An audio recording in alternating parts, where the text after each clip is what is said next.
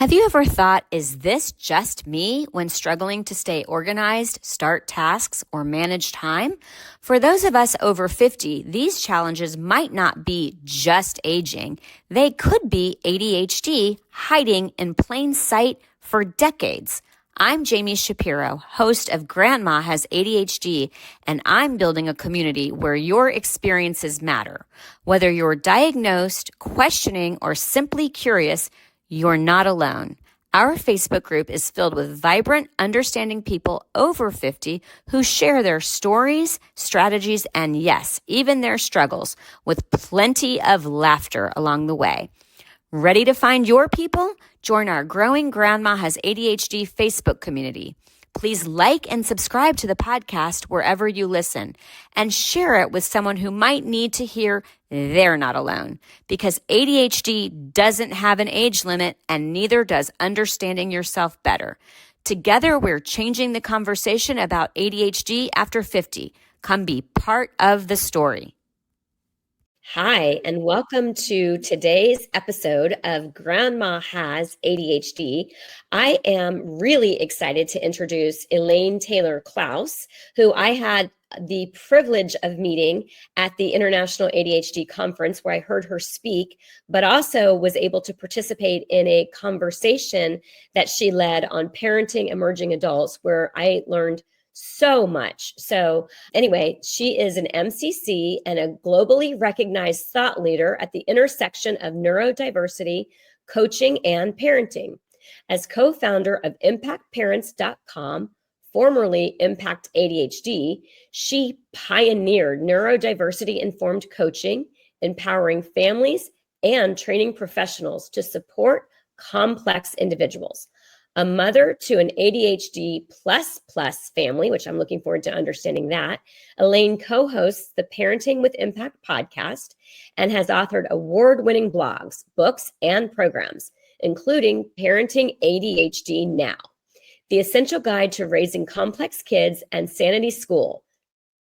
Okay, Elaine inspires others to navigate neurodiversity with confidence and compassion. Wow. Well, I have a head cold. So reading all of that off was a little harder than usual, but there was a lot there. So thank you so much for taking the time to join me in this very important conversation. It is an important conversation. It's my pleasure to be here, and I love what you're doing. I think it's super, super important. Well, I appreciate that. And it was funny because you were telling me just as you came on that someone on your team was asking you to comment on everything that was on TikTok and ADHD, which seems to be all the rage right now. Everybody is an ADHD expert. And I don't know, have you seen this magazine? It's the ADHD, A New Understanding. It was all over the newsstands. Okay, so it was all in all the grocery stores and newsstands. So, I flipped through it because I'm always wanting to learn. And of course, there's absolutely no mention of seniors and ADHD or older adults with ADHD. Not a huge surprise. So here we are. Well, if you think about it, Jami, right? So up until very recently, and by that last 10 or 15 years, really, most people thought it was a children's disease that people grew out of. And about 20, 30 years ago, we started realizing maybe whenever Ned Hallowell and John Rady came out with their first book, and then Sari Selden wrote a book in the early 90s about women, like the notion of adults having ADHD is only a few decades old. Mm-hmm. Right. And so the notion that they would then grow up to be seniors with ADHD, you're just starting the trend. Right. Well, actually, I have to credit Dr. Kathleen Nadeau, who that would make sense. Yes, she started it, but she was so enthusiastic that I was getting on this train that she agreed to be my first guest, even though we had not even recorded a podcast. But to your point, I just learned that I had ADHD, a decade ago in my mid 40s. And so we do need to start talking about the fact that seniors are going to have it. Can I tell you a story before you ask the question? When I first started coaching, so back like somewhere around 2010, 12, somewhere around there, I want to say it was Attitude Magazine came to me and they said, we're doing this kind of lottery thing and we're going to give free coaching to some people. Will you coach someone?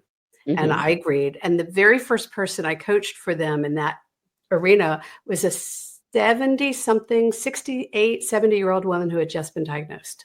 Mm-hmm. And it was fascinating and it was heartbreaking, to be honest. Like some of the stories she told and some of the treatments she had undergone throughout her life with all the other things they thought it was, that it wasn't. It was heartbreaking. But it's not like it hasn't been around. It's just we're now finally recognizing what's going on and what's involved. So that when I was diagnosed in my early 40s, like you, the first thing I did on the way home was I called my mom and I said, "Hey, Mom, guess what we've got?" So you were so smart because I knew for 9 years before I realized that my mother had it. Yeah. And no, I knew right away. Wow. My dad was not happy with me. But yeah, my mom ended up getting treatment for ADHD. So you are also sandwiched in between. Well, a lot of us with ADHD are sandwiched in between. We have children with ADHD and parents with ADHD. Well, it's genetic, Absolutely. And that's the part that's been missing. And to your point about the story of the client that you coached, I'm definitely, I predominantly work with seniors, again, just discovering the intersection of all of these cluttered seniors that I've been working with and ADHD. And there's so much sometimes, the feelings of shame and the disappointment and why couldn't I get it together and why couldn't I finish this and why can't I maintain a household? And one of the big things that I'm trying to do is to come in and say, you've cobbled it together your whole life, coping with a neurodiverse brain, and let's talk about what you have accomplished and maybe come to a self-acceptance. Yeah. Yeah. No, my theory on that, I call it put the stick down. Okay. That every adult who's diagnosed with ADHD, who either is diagnosed as an adult or who was diagnosed and not treated as a kid and comes back to it as an adult, has got this stick that they've been hitting themselves over the head with all of their lives, because that was the only way they knew how to motivate themselves. Right. And so we have this well-worn groove in our head from years of beating ourselves up to try to get ourselves to do anything and making ourselves wrong and challenging. Like when I finally understood this and figured this out, the first change I made, no joke, was I coached myself to stop saying, "You're such an idiot." Because my internal script was, "You're such an idiot. You're dumb for doing or not doing or whatever." And I needed to put the stick down to be able to accept what I had in order to learn to manage it. And you can't manage it if your only management strategy is beating yourself over the head. Yeah, I've discovered that's been one of the biggest ahas for me in doing this podcast is how many people talk about that negative voice in our heads and the self-talk. And, you think you're the only one that's beating yourself up. So I love that analogy with the stick. So you're in a unique situation too, because you're doing parenting. And I don't know how much of your practice is parenting the emerging adults, but I think because we're going to skew towards an older audience, it would be really nice to sort of talk about how do we parent these ADHD adults and as an ADHD adult, that might be an interesting way to take the conversation. But before we go to that, I always like to ask the backstory. One of the things I enjoy hearing is other people's, like, how did it show up for you? So if you don't mind sharing that first, and then we'll go into the next, and I'll write it down so I don't forget, because now I know that I will. Excellent. So my backstory is that I am a mom in, as you said in my bio, and what I call an ADHD++ family of originally 5, now 6. One of my kids is married. And so we have a lot of neurospiciness in our family. But in the early years, before we really even understood ADHD, there was this, it's all my husband. There was a lot of, let's fix him.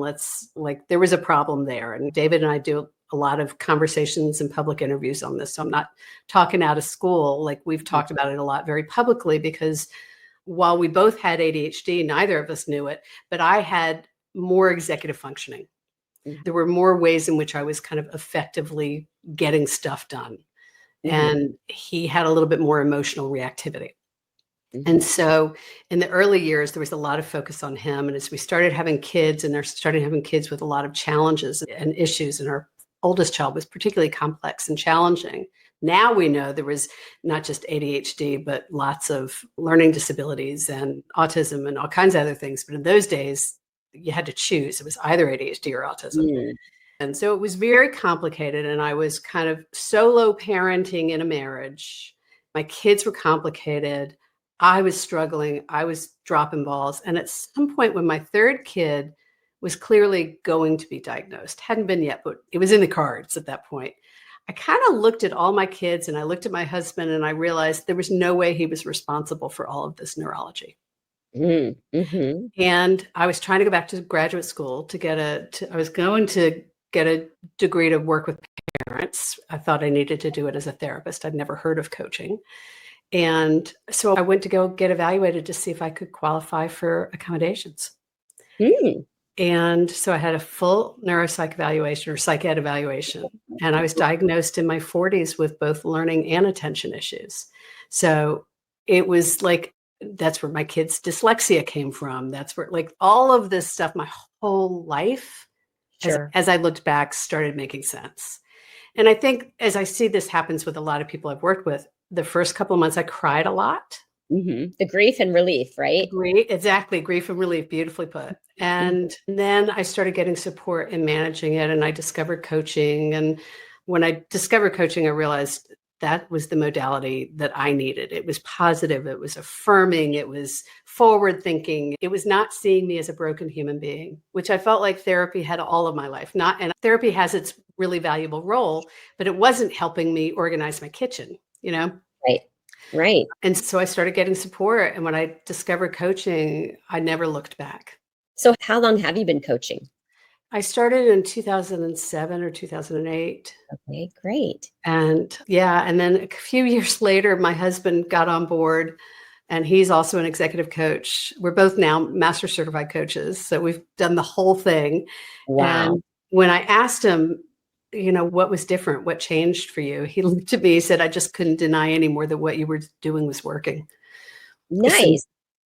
So we really have been on this journey together with our kids. Mm-hmm. Wow. In a lot of ways. Well, I mean, so I've never had a spouse with ADHD. So I've got 2 of my 3 children and both of my parents. So, and of course I have it, as you couldn't tell from the interview. What you said or had me spark an idea. So we're going to take a pause because I want to share something with you. And then I know that we want to talk about parenting emerging adults as part of the conversation. So hang on, listen to the word from our sponsor, and we will be right back with Elaine. Ever wondered why helping a loved one declutter feels like speaking different languages? I did, especially with my mom. It wasn't until I founded Silver Linings Transitions, helping San Diego seniors organize and move for over a decade, that I discovered why. We all experience clutter differently. And for those of us with ADHD, it's a whole other world. If you are listening in the San Diego area and feeling stuck with moving, paperwork, photos, or home organization, our team at Silver Linings Transitions gets it. We understand ADHD's unique challenges, and we won't just help you get organized. We'll create sustainable systems that finally stick. Schedule a consultation with our team today at 760-522-1624. That's 760-522-1624, or find us at silverliningstransitions.com. So we are back with Elaine Taylor-Klaus, and we left off with, I had a book that I wanted to share, and that's going to be part of our conversation, but then we're going to talk a little bit more about Elaine's experience in older adults and grandparents with ADHD. So there's a book on my bookshelf called Adult Children of Emotionally Immature Parents, written by Lindsay Gibson. She's a PhD. And, it was interesting to me. So I read this book years before I made the connection about the fact that a lot of us with ADHD were being raised by parents with ADHD who also might struggle from the emotional dysregulation and the sensitivities and the things that we with ADHD have.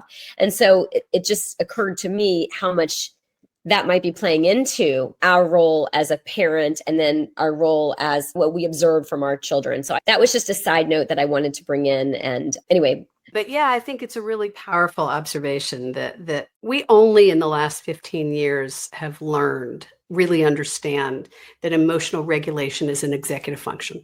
Mm-hmm. Until then, I mean, even if you look at the DSM, emotional regulation isn't actually technically considered part of ADHD. Although we now know that it's one of the most significant aspects. And Russell Barkley will tell you that people are more likely to lose their job for ADHD for emotional outbursts than they are for not turning in a report.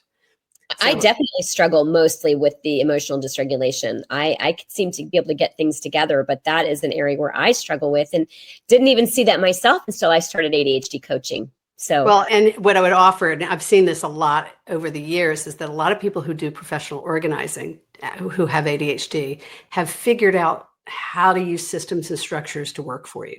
So you manage all that because you learn to lean into systems, right? Well, okay. Whatever extent. I mean, that's what gravitates you towards it in some way. I would agree. I'm actually, although I own a professional organizing company, I am actually a client of the company. What I'm really good at is connecting with my audience. I love seniors. I actually am a certified senior advisor.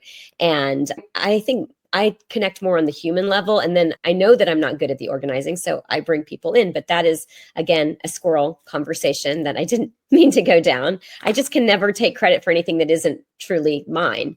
Back to my sense of justice. So I wanted we could do some coaching around that if you wanted, at some other time. I probably could use a lot of coaching, which I guess I'm going to get as I'm going through the coaching program, because I have to. I have to be coached, right? Best kept personal growth secret in the world is coach training. Good. Well, then that's awesome. Okay, that's wonderful to hear, since I'm in it right now. So we were talking about the whole parenting emerging adults, and you said you're working with a lot of grandparents. And I wanted, because a lot of who are going to be listening to our podcast are going to be both the adult children who are like, I want my parent to listen. I want them to hear this message because I think this is impacting our relationship. And that's those of us that are the sandwich generation. And it's also going to be, seniors, older adults themselves who are looking back on their lives, and like it's all kind of coming together for them. And now, I don't know about you, but when I found out I had ADHD, you start learning everything that you can. And this is one of the only resources right now out there for older adults or seniors. So I'd love to hear what you have to say on all of that. I don't really know where to start, but I mean, I think it's really important to be talking to the older generation about how it changes as we grow up, as we mature, as we develop. And, as I'm moving into my senior years, which boggles my mind to even say, but it's true. Mm-hmm. How does it shift? The conversations about, is it ADHD or is it menopause? Is it dementia or is it ADHD? Is it like, it does change and shift. So I think when it comes to getting your handle on ADHD, as you say, first we have to understand it. Mm-hmm. Generally. Then we have to understand what our lived experience is of it, because it's going to be different for me than it is for you, than it is for my mom, than it is for whomever, right? And so we really have to understand the nuances of it. And I was just writing this piece today about how incredibly complicated and nuanced this condition is. And part of what happens, back to the TikTok at the beginning, is that people oversimplify it through their lived experience of it. This is how it shows up for me, therefore this is ADHD. Mm-hmm. And the truth about ADHD is, if you take 10 people in the room, you're going to see 15 different manifestations of it. It's very complicated.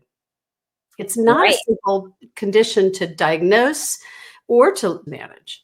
And so first we have to understand it, then we have to understand it for us. And then we have to move into that process of management and understand that it's about always being in the process of management. There's no solution. There's no there. You don't fix it. You don't finish it. You are always in the process of problem solving and figuring out, as this comes up now, and now I can't stoop the way I used to, or I can't leave that there. I have to readjust my cabinets because maybe I can't bend down anymore as I get older, or there are a million different examples, but we have to be in this constant dance of adaptation with who we're becoming every day, while we have a condition that is marked by a challenge of transition. I mean, the ironies, the contradictions of ADHD are so real, right? We have an executive function condition that makes it hard to get medications that we need to be able to get to manage I mean, there's so many contradictions. Sure. Well, Right? even mentioning the dance of adaptation, well, that is what aging is. I mean, that's for neurotypical as well, because we have, I call it the double blessing of aging, which is going to have its own challenges, and then ADHD, and especially those of us who are discovering and uncovering exactly to what you've said, there is so much to ADHD. So how do you think it's impacting family relationships? Like I said, when I brought this book to your attention, what would your insight be? That's great. I just want to tap on what you just said, which is we're adapting as we're aging and things are changing. One of the gifts of ADHD, and we're now beginning to see research that's touching into that we are more curious people. But curiosity serves really well as you're getting older because it's going to keep you engaged and keep you involved and keep you in life. So I just wanted to kind of plant that I think ADHD really can be extremely helpful as we age. That just reminded me of something so I turned 55 this year. And I also, although I want to say I'm aging proactively and aging gracefully, there is a fear for me. And I have exactly thought that maybe I'm going to approach everything that happens with curiosity. So as I get to each stage, well, what is this going to bring? And because I do expect the wisdom and my new favorite word is called Gerotranscendence. Have you heard of that word yet? No, but I love it. And it's now my new favorite word. I'm going to tell you, you're going to love it. So it was by Erik Erikson, who developed, I think it was the 8 stages of life. And when he got into his 80s, he and his wife started to speak with their, contemporaries and their peers. And he came up with Gerotranscendence, which is when you get to the final phase of acceptance of the life that you've led, of I'm at peace with where I am, I'm at peace with my relationships, I'm at peace with dying.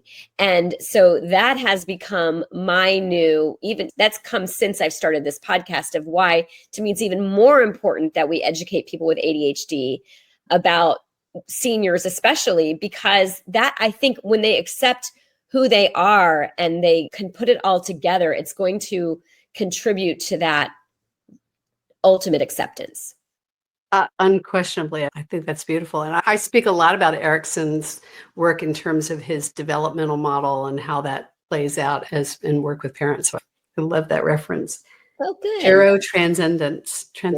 Thank you for that. I will take that. You're so welcome. So believe it or not, I'm going to circle back to your question, which I kind of remember, which is how does this kind of emotional lability, maturity, immaturity show up in families as we're kind of going through these stages? And I think it kind of depends on when you're the person who has the ADHD and who doesn't have the ADHD, right?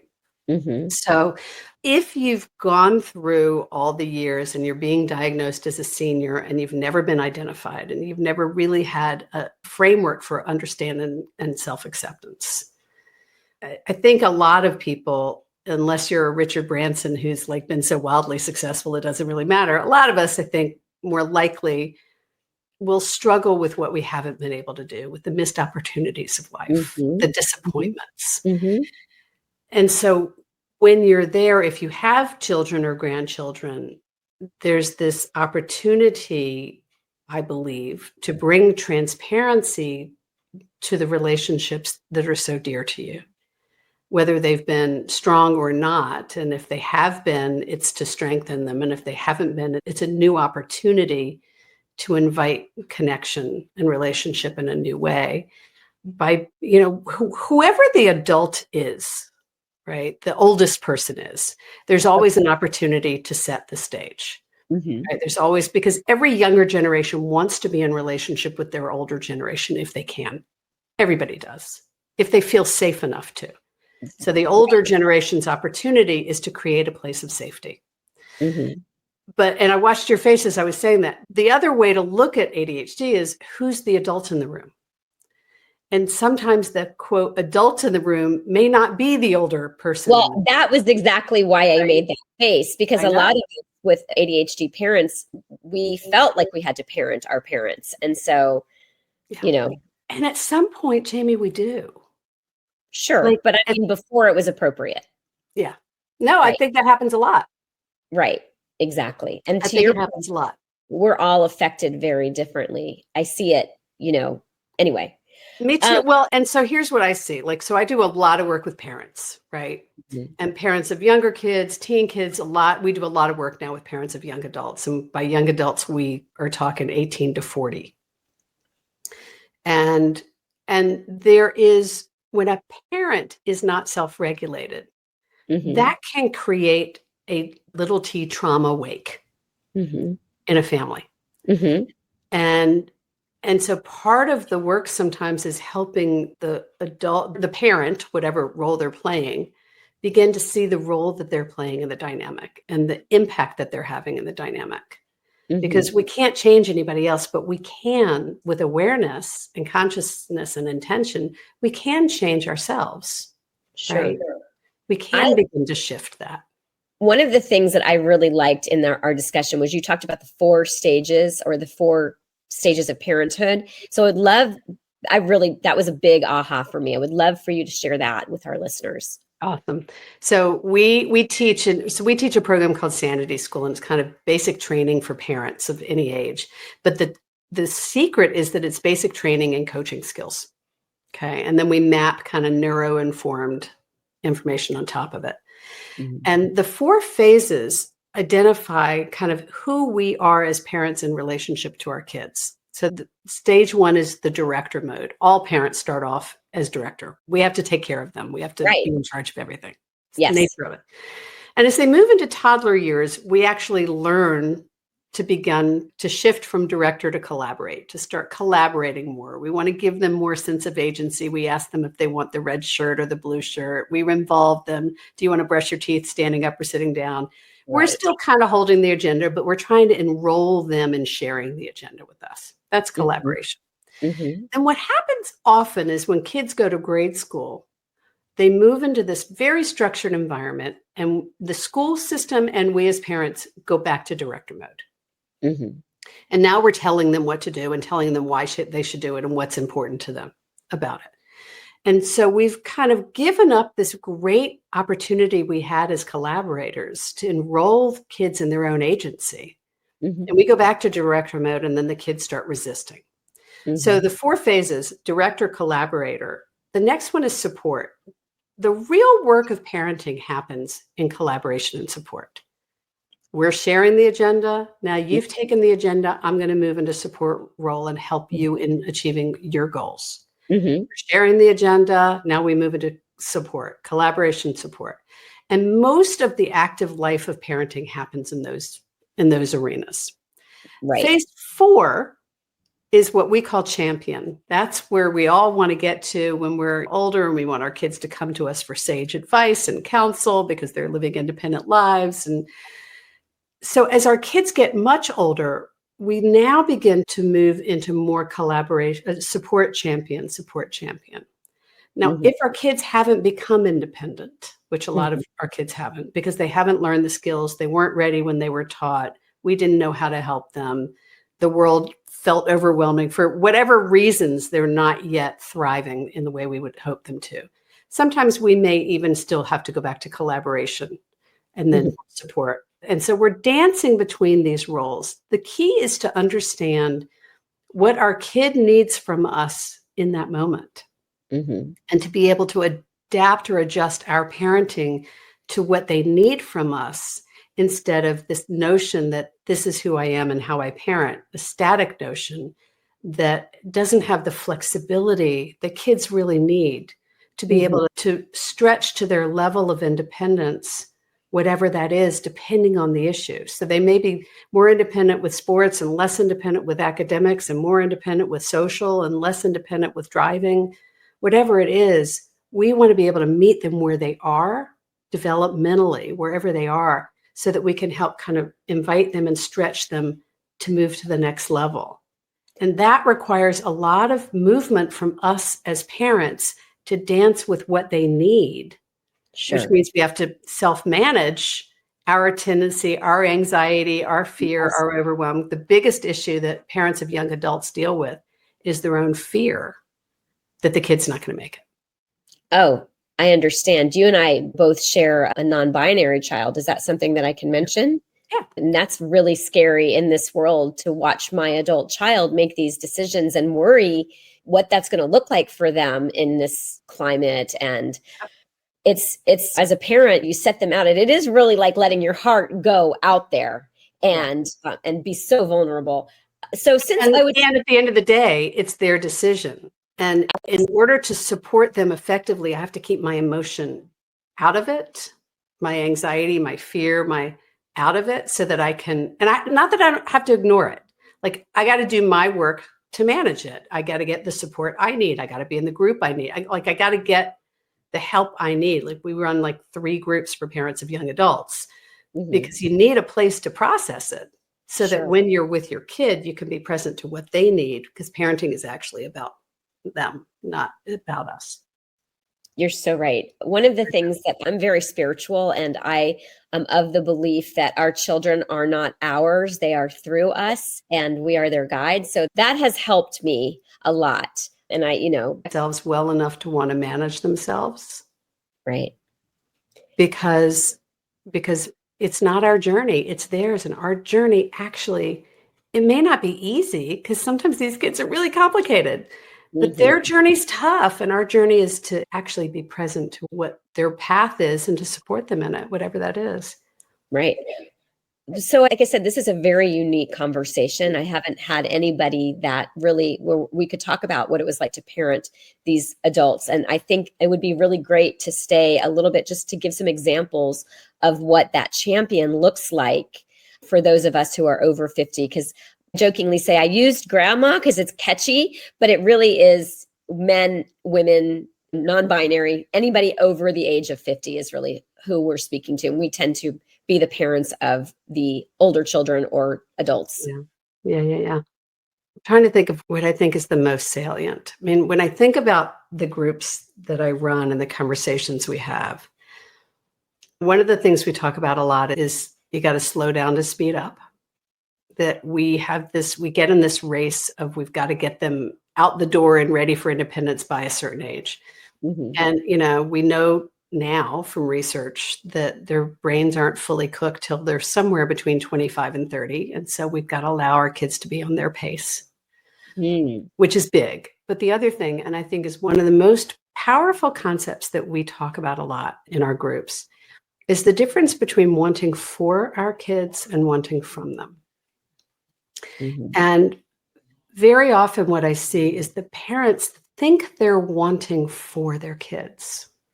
But what the kids are experiencing is this feeling that they're being wanting from, that all the parents want is performance, is accomplishment, is achievement. And the parent just wants what they want, like they just want their kid to be happy. But the kid's feeling like they can't dance monkey, like the kids are not experiencing it. And that's because there's this giant ball of anxiety in the middle. Sure.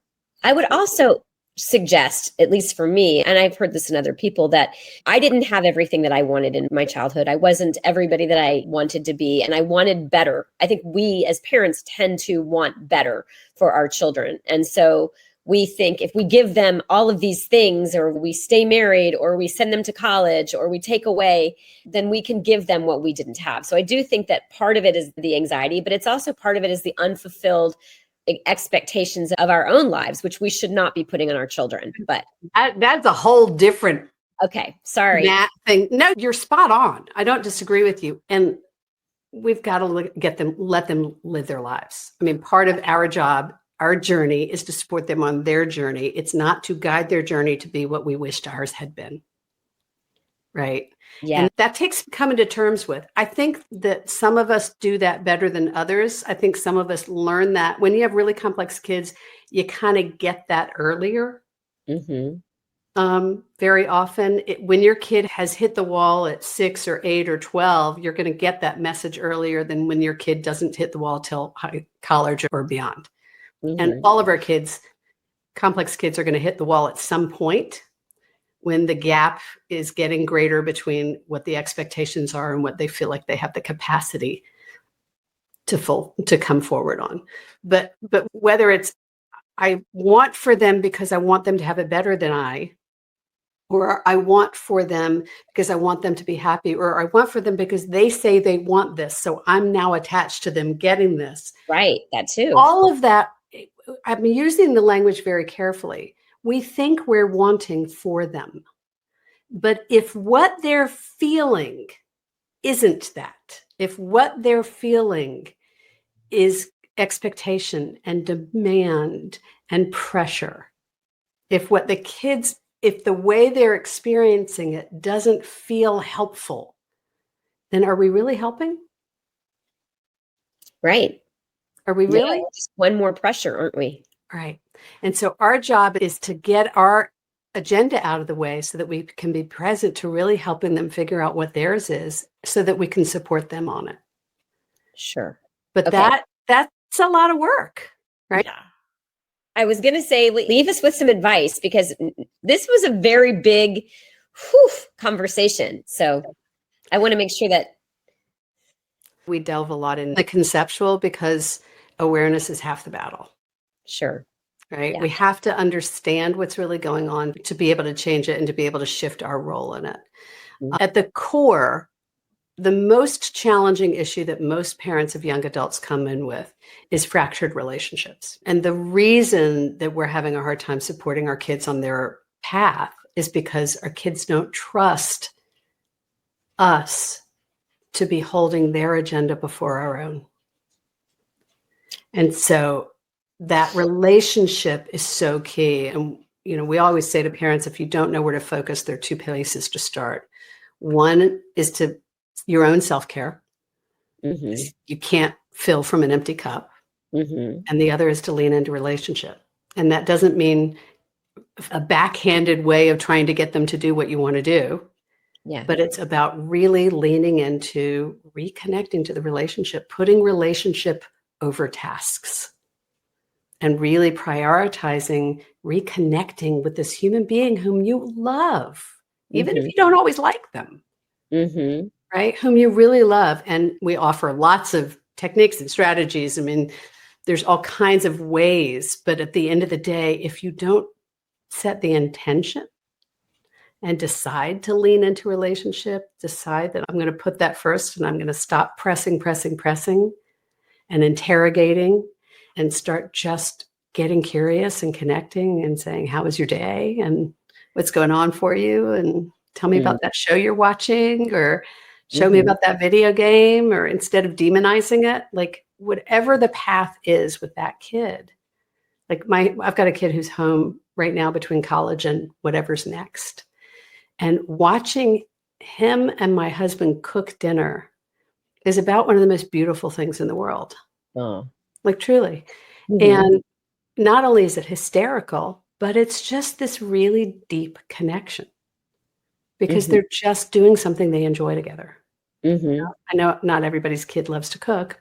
My husband and son happen to love to cook, right? Which is great for me. Well, it depends. It depends on if your waistline doesn't mind it, but no. Yeah, I'm dealing with it. But the connection, the relationship, prioritizing relationship over everything is almost always the first place to start when you're dealing with young adults. Because relationship is the foundation. We have this thing we teach called the independence pyramid. We're doing a masterclass on it in a couple of weeks. And relationship is at the bottom, is at the foundation, and then comes trust. And with relationship, you build trust. And with trust, you create better communication. And it kind of goes up from there. So that's the foundation of all of it. That ability to have them trust us and lean into us and ask for help and all of that starts with building the trust in a loving relationship. Wow. Well, I just was thinking, how perfect the message that you're sending and sharing leads towards that Gerotranscendence. Because if we're not at peace in our relationships, we're going to struggle to be at peace. And you said something about the fractured relationships. And people with ADHD tend to have a lot of estrangement because of the rejection sensitivity and or being misunderstood or being pressured into something that's not a good match. Or, there's a million reasons for it. Yeah. There's one more quote I want to share with you before we wrap up and let our guests know how they can find, or how our listeners know how they can find you. And I don't remember what movie it was, but I heard it. The quote was, "The day you become a parent, 2 children are born, the one you hoped for and the one you got." So good. Yeah, I love that. Because that's what I always say is you have to mourn the child you thought you were going to have so that you can embrace the child you've got. But I think that's true for all parents. I don't think it's just ADHD kids. I think that's true for absolutely all parents. 100%. No. And what I do love, go ahead. And here's what's different with ADHD. For those of us who have really complex kids, you have to do it again and again and again. So every time they do or don't hit a milestone that their peers are hitting, you do it again. Just every time, like their friends are getting married and they're not, they're going to college and yours are not yet, they're getting jobs and yours are not yet, like they're buying a house and yours are not. You go through that process of mourning and acceptance again and again and again. And I have to say, parenting has been, I think it's harder when a wound happens to your child. It really is so much harder than if it happened to you, which is what makes it so hard. But wow, this was such an amazing conversation. How can everybody who is listening, who should find you and how can they find you? We like to say that we support parents of complex kids and the professionals who support them. And the secret to what we do is we bring that neuro-informed coaching so that we're actually teaching adults coaching skills, not training people to become coaches, but teaching fundamental coaching skills that improve relationship dynamics, to really improve and work on communication patterns and communication dynamics, and to help adults learn, whether they're professionals or parents, learn how to support these complex kids, teens, young adults in a way that actually works for them, that works with them, instead of setting expectations and then feeling disappointed when they don't meet them, which is easy to do, but really painful. So people can find us at ImpactParents.com. And we also have a podcast called Parenting with Impact. So if you're listening to this, you probably like to podcast. So ImpactParents.com/podcast will get you there, or it's called Parenting with Impact, wherever you podcast. And there's lots of free gifts and resources and those kinds of things on the website. So lots of free stuff. Well, you just picked up one subscriber with me today, because I'm realizing how much I'm going to benefit and how much I did benefit from this conversation, which is one of the gifts of hosting a podcast, is really being able to talk to thought leaders who teach you something every day. I love hosting a podcast for that reason. What I like to do, we interview people, we do have guests, and then every once in a while, every few times, Diane and I just get on and riff with each other and talk about what's coming up in our community. And those are my favorites, actually. Nice. Well, I can't tell you how much I appreciate you taking the time to be with me today. Like I said, I was really impacted from what I heard at the conference again today. If you enjoyed listening to the podcast, please share it with your friends and loved ones, and join us on the Grandma Has ADHD Facebook page and just the community that we're creating. So thank you, Elaine Taylor-Klaus, for helping our listeners make the rest of their lives the best of their lives and going towards that Gerotranscendence.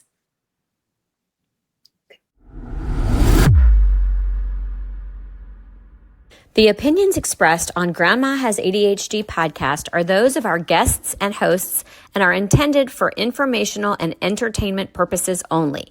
This podcast does not provide medical advice, diagnosis, or treatment. The content discussed in this episode is not a substitute for professional medical advice, diagnosis, or treatment. Always seek the advice of your physician, mental health professional, or other qualified health provider with any questions you may have regarding a medical condition or mental health concern. Never disregard professional medical advice or delay in seeking it because of something you have heard on this podcast. If you think you may have a medical emergency, call your doctor or emergency services immediately. The host, guests, and producers of Grandma Has ADHD do not assume any liability for the content of this podcast. Listen at your own discretion.